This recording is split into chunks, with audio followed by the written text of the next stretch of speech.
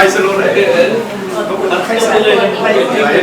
เก็บความกินเลยว่าไม่ได้ลูกชายเดียวลูกชายดาบต้นเลยชายตัวมีลูกจะคนกันเลยลูกตัดเลยโอ้ยเรียนดี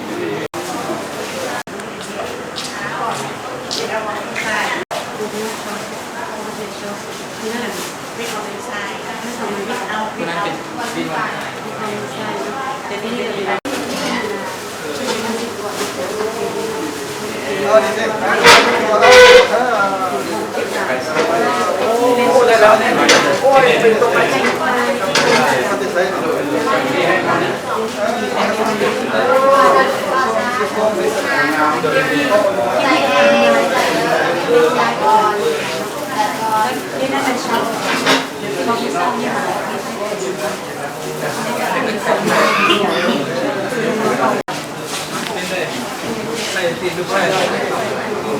ตีนลูกคนพิการบ้างไปยังไงไปจ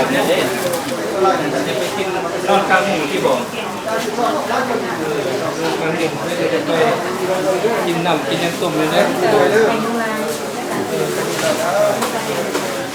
ไม่ได้ไปทั้งรวมเลยเนาะใครอยู่แล้วใครใครเลยพี่หรือว่าเศร้าหรอ30 ปี